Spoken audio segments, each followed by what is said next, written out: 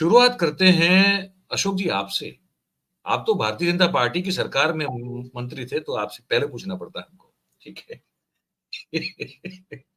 ये ये बताइए कि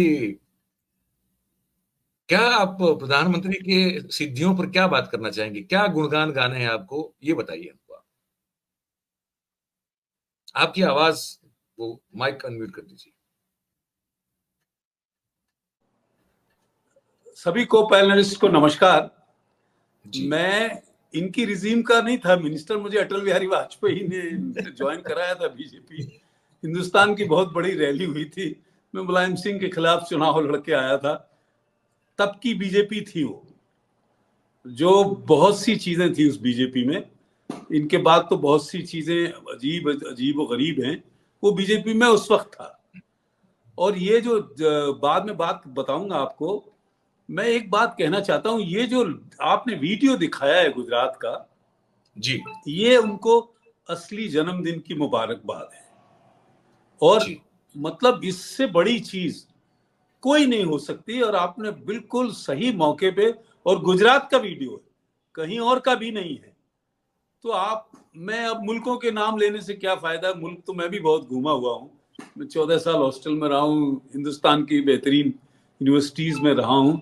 ये जो इसने वीडियो डाला है और आपने सुनाया है, ये मैसेज है इनके डेवलप्ड हिंदुस्तान का, 10 साल के काम का। वो है ना कि जब बन सकी न बात कोई हेर फेर से, जब बन सकी न बात कोई हेर फेर से, कुत्ते लड़ा दिए जंगल के शेर से, और बुजदिल को मैंने दोस्त बनाया नहीं कभी, और दुश्मनी भी रखी तो रखी दलेर से। हम अरे लोग उस वाह! क्या जमाने बात के है, लोग हैं। क्या तो बात है। ये जो साहब, ये जो जन्मदिन है, ये असली बधाई तो गुजरात से आ गई है। अब इस पे, और सबसे बड़ी और एक चीज है, आज विश्वकर्मा दिवस है।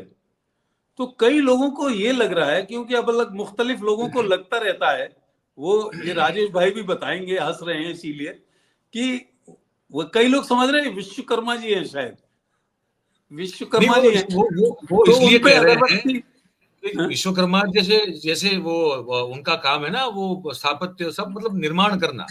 तो नए तो भारत वो का निर्माण ये नए विश्वकर्मा आर्किटेक्चर के रूप में देखते हैं। आर्किटेक्चर करना। ये उन्हें लग रहा है अगरबत्ती लगा लगा के उन्होंने बिल्कुल कर दिया। हम तो कहते हैं विश्वकर्मा हो जाए तो ज्यादा पॉपुलर हो जाएंगे।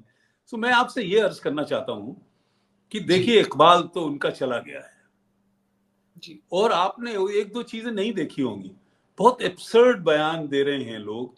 कोई अब ये आपने नई बात सुनी है राजेश भाई, जोनी भाई, कि कह रहे जी। 1000 साल की मैं प्लानिंग कर रहा हूं हिंदुस्तान की। अरे वो मैं, हाँ, मतलब मैं यार कल अगले सुन साल तो आपको रिटायर हो जाना है, और बीजेपी में जैसे रिटायर होते हैं फिर कोई पूछता नहीं है अडवाणी जी कहाँ हैं, और नाम लेना ठीक नहीं है। वो तो वो दिखाने के लिए सब चीजें हुई हैं। अगले साल तो जाना है आपको। तो फिर अब 1 साल है, 1000 साल की बातें क्यों कर रहे हो मेरे भाई? हैं? ये सब बातें मत करिए। और इसमें मैं कहता हूं कि इसमें कोई और बड़ी बात नहीं होनी चाहिए। आप ये देख लीजिए कि हिंदुस्तान में अगर आपने बहुत काम किया था, अगर आपने सब तरफ ऐसे काम किए थे, तो आप लगातार, जब से इलेक्शन हो रहा है, पार्लियामेंट 240 आप हारे हो, ये तो चांस की बात है। और हारे नहीं हो तो आपका इकबाल चला गया है, आप पार्लियामेंट फेस नहीं कर पा रहे। एक मेंबर पार्लियामेंट, राहुल गांधी को आप छोड़ दो, राहुल गांधी की लीडरशिप मोदी जी से बहुत बड़ी हो गई। मैं आपको बताता हूं कि महुआ मोइत्रा बोल रही थी और मोदी जी निकल रहे थे साइड से, उन्होंने कहा सुनते जाइए, कहां जा रहे हो? आप हाँ। सोचो, इससे बड़ी जलालत आपने कभी पार्लियामेंट बहस में देखी है राजेश भाई? जोनी भाई बोलिए। तो आप वो तो फेस नहीं कर पा रहे हो। कोई बोल रहा है तो उसे, आप यूक्रेन काहे को गए थे, मुझे जरा समझा दीजिए। 10 घंटे का सफर किया आपने ट्रेन से, और वहां जाके बोले कि मैं चाहता हूं कि रूस और यूक्रेन बैठ जाए। यार ये यहीं से कह देते, वहां क्यों गए भाई? ये छोटे छोटे मुल्कों में जा रहे, क्यों जा रहे, मेरी समझ में नहीं आ रहा है। क्या करना चाहते हैं? और यूक्रेन वाला ये कह रहा है कि ये बात तो आपको रशिया को समझा कर आनी थी, क्योंकि आक्रमण तो उसने पहले किया है। वही तो बात है, वहां बैठ के खुद कह रहे हैं कि रशिया में बैठ रहे हैं। यार ये दिल्ली में बैठ के बात कर लेते, तो आप अपनी हंसी उड़ा रहे हो। आप हंसी उठा रहे हो, और बाकी लोगों का क्या लेना देना। और आपके अभी मिनिस्टर ने जन्मदिन तो उसने सरदार ने बना दिया इनका पूरा, जो इनका मिनिस्टर था उसने कह दिया राहुल गांधी सबसे बड़े आतंकी हैं, तो जन्मदिन तो उस बेचारे ने मना दिया है, वो चीचा लेदर बन गए। केजरीवाल को शिकार करना चाहते थे तो आतिशी को चीफ मिनिस्टर बना दिया, वहां भी गड़बड़ा गया। आप ताज्जुब करोगे अगर पॉलिटिकल बात करें, ये तो सब ड्रामे की बात है, उससे कोई फायदा नहीं। एवरी इलेक्शन जो होने जा रहे हैं, तीनों विधानसभाएं, दे आर, अब हरियाणा की बात बता दूं, हम लोगों को तो बहुत करीब है यहां से भी, Haryana, they are losing very badly, very badly. ये शायद केजरीवाल के सहारे थे कि ये 90, केजरीवाल इतना बेवकूफ थोड़ी है, पहले दिल्ली अपनी देखेगा या तुम्हारा हरियाणा देखने चला जाए तुम्हारे लिए, कि ये वहां सब लड़ा दे, कोई लड़ जाए तो हमें कुछ मुफीद फायदा हो जाए। They are losing very badly Haryana, they are losing Delhi, और दिल्ली में बीजेपी की कोई लीडरशिप नहीं बची है, कोई लीडरशिप। उनका लीडर तो अब एलजी हो गया है, अब लीडरशिप ढूंढने में उनको 10 साल लग जाएंगे। तो पॉलिटिकली अगर आप बहुत कुछ कर रहे थे पूरी दुनिया में जाके, तो उसके नतीजे आ रहे हैं। यूपी में आप कितनी बुरी तरह से हारे, जहां से आप अपना चुनाव आपका गफलत में पड़ गया। हम तो पॉलिटिकली बात करना चाहते, हमसे ये सिंगापुर और वो सब उसका कोई फायदा नहीं है। सो कॉन्क्लूजन अगर निकाला जाए, कॉन्क्लूजन लगा के अगर देखा जाए, अब एक में लाइन जो वो जाति जनगणना का कंफ्यूजन बता देता हूं आपको। जाति जनगणना इनके ही लोगों ने, कि इनके कोई सुनील आम्बेकर हैं, एक राजेश जी ने सुना होगा नाम, नंबर 2 है आरएसएस के, उन्होंने एक दिन बयान दिया जोनी भाई कि जनगणना तो हो लेकिन उसे राजनीतिक औजार न बनाया जाए। यार राजनीतिक औजार बनाने के लिए तो जनगणना होती है। एक जिले में जब तक आपको ये नहीं पता कि कितने मेल हैं कितने फीमेल हैं, क्या डेवलपमेंट हुआ है, कौन कौन सी योजना आ चुकी हैं, और उसमें जनगणना के बगैर तो आप कुछ कर नहीं सकते, कोई डेवलपमेंट का पैसा नहीं दे सकते। कितने गरीब हैं, कितने लोग, एक घर की जैसे फैमिली की पूरी नपाई जोक होती है, आप पे कितनी जमीन है, कौन लड़का नौकरी कर रहा है। जनगणना ऐसी नहीं होती है कि जाति के लिए जनगणना है, जनगणना में सारी आपकी फैमिली का डिटेल होता है। हमने कराई है, उसके खिलाफ मैं सुप्रीम कोर्ट में भी जा चुका हूं, राजनाथ सिंह के आरक्षण के खिलाफ। तो मेरे जमाने में सारी चीजें खुली थी, 1.25 साल वो मुकदमा चला था। इसलिए बताने को कुछ है नहीं किसी ऐसे फ्रंट पे। अगर आपको, तो आपने सारे इलेक्शन क्यों नहीं करा दिए? जम्मू कश्मीर का आप हाल पता कर लो, वहां कहीं कहीं तो चुनाव नहीं लड़ पा रहे हैं। So politically if you are fail in your own country, तो क्या बात करें, है ना। और फिर वो है कि लगा के देख ले तुझे जो भी हिसाब आता हो, लगा के देख ले तुझे जो भी हिसाब आता हो, हमें घटा के तो गिनती में तू भी रह नहीं सकता। वाह क्या बात है अशोक जी।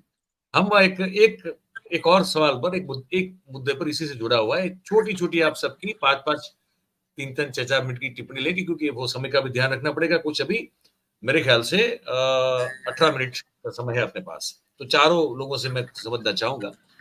कल के भाषण में जो उनका पूर्व संध्या पे था प्रधानमंत्री के जन्मदिन की, तो उन्होंने एक और चीज कही। उन्होंने कहा कि ये लोग देख नहीं पा रहे हैं कि आज भारत और भारतवासियों का कैसे डंका बज रहा है पूरी दुनिया में, है ना। हर तरफ मतलब इज्जत ही इज्जत मिल रही है हमको, और हम जो है मतलब हमको हर जगह पे रेड कार्पेट मिल रहा है। उनका कहने का तात्पर्य यही था, हर कोई सम्मान दे रहा है, हर कोई वाहवाही कर रहा है, हर कोई देख रहा है कि हम बढ़ रहे हैं आगे बहुत, पता नहीं कौन सी वो 1000 साल का भी हो सकता है, उस तभी कहीं पहुंच जाएंगे, मतलब विकास की ओर बढ़ रहे हैं कुल मिला के। और ये सब सुन रहा था तो मैं गिन रहा था अपने पड़ोसियों को अशोक जी। मैंने कहा पाकिस्तान तो वैसे ही हमारा पैदाइशी दुश्मन है, वो तो है ही है। अब हमने उसमें जो है धीरे धीरे करके सबको जोड़ लिया है। कहीं हमारा तो पड़ोस जो है, पड़ोस में हम सबसे घिरे हुए हैं। ना हमारा अच्छा रिश्ता बना हुआ है श्रीलंका से अभी, ना नेपाल से अभी कोई अच्छा रिश्ता बना हुआ है, ना हमारा मालदीव से बना हुआ है, ना हमारा भूटान से उस तरह से कुछ मतलब वार्म रिलेशन है, ना बर्मा से उस तरह से है। बांग्लादेश को तो हमने अब मतलब पक्का हमारा विरोधी बना ही लिया है। शेख हसीना जी बड़े आराम से यहाँ पे स्थायी हो गई है। तो कहाँ पे मतलब कौन है जो जो हमारे साथ बहुत ही ऊष्मापूर्ण रिश्ता रख रहा है? क्या वो रशिया की बात कर रहे हैं? किसकी बात? देखो अमेरिका तो है नहीं और चीन तो बिल्कुल नहीं, चीन तो हर कदम ये किस देखिए विश्व में जी रहे हैं?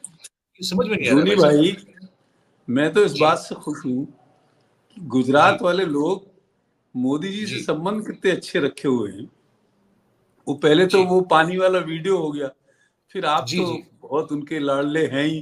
राजेश जी ने जो बात कही कि आखिरी जन्मदिन की उनको बधाई है, ये बात मुझे किसी की समझ में नहीं आएगी। ये बात मुझे इतनी जबरदस्त लगी है। देखिए ऐसा होता है कि डेमोक्रेटिक सेटअप में आप कंट्री का हिस्ट्री देख लीजिए। जीडीपी की तो बात करूं तो चंद्रगुप्त मौर्य की और अकबर की जीडीपी 24, 25, 26% थी। अब वो सब छोड़ दीजिए, इन्होंने डेमोक्रेटिकली तो कोई काम। आप विक्टिम कार्ड कब खेलते हो राजेश जी, जूनी भाई, कि मुझे जी सताया जा रहा है, मुझे परेशान किया जा रहा है? विक्टिम कार्ड तब आप खेलते हो when you feel guilty conscious. जी आप खुद के में गिल्ट है तो आप जन्मदिन के लिए अपने प्रदेश में गए और वहां जाके आप रोने लगे। यार ये सब चीजें पुरानी हो गई हैं, अब वो छोड़िए। अब इनको प्रॉब्लम क्या है कि जितने इश्यूज आए, जितने बिल्स आए, उसमें से 80% वापस करने पड़े। वो संख्या का जो मामला है वो काबू में नहीं। अब अंदर से जो उनको रोना आ रहा है, गुजरात से अगर हिंदुस्तान के सफर 10 साल के ले लिए तो एक बिल्कुल डिक्टेटर की तरह से मोदी ने जिंदगी बिताई है, और अब एक एक बात पूछ के करनी पड़ रही है। उन्हें इस बात का अफसोस है, सदमा है। मैं अपनी एक बात आखिरी खत्म करता हूं बात कह के कि जरा सी देर का है ये उरूज मालो मनाल। ये सब खेल अब तो साल भर का, अब तो राजेश भाई ने लिमिट तय कर दी, आखिरी जन्मदिन है और सब में हट जाना चाहिए। खुद ही हट जाएंगे तो शायद लोग इज्जत करेंगे कि जरा सी देर का है उरूज मालो मलाल। ये बार बार किनारे पे किसको देखता है?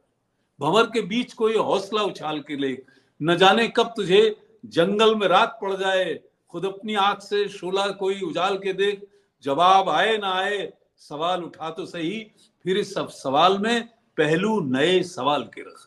हम लोगों का काम है सवाल उठाना, हम लोगों का काम है अपनी क्वेश्चनर लिस्ट बनाना। और अब आप सोचो, किसी आप 70-75 साल हो गए, किसी प्राइम मिनिस्टर के बारे में आज तक किसी ने ऐसा कहा होगा? इसकी जड़ में ये लोग हैं। आपको आपको अभी पिछले दिनों की तो बात है, प्राइम मिनिस्टर ने कहा कि महात्मा गांधी को फिल्म से पहले कौन जानता था?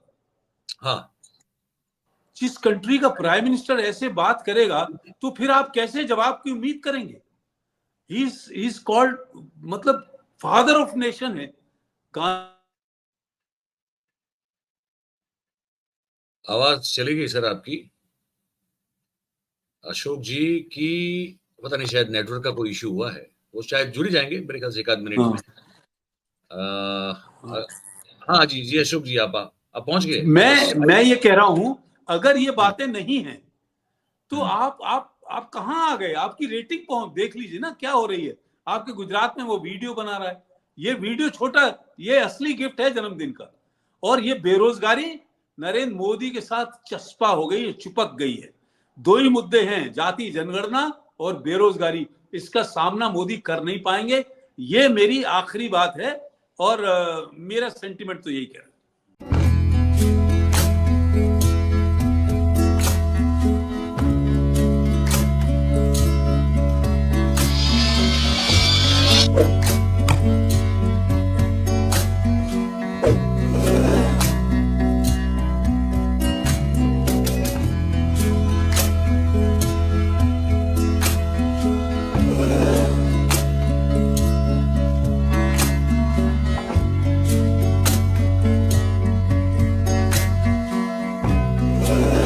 you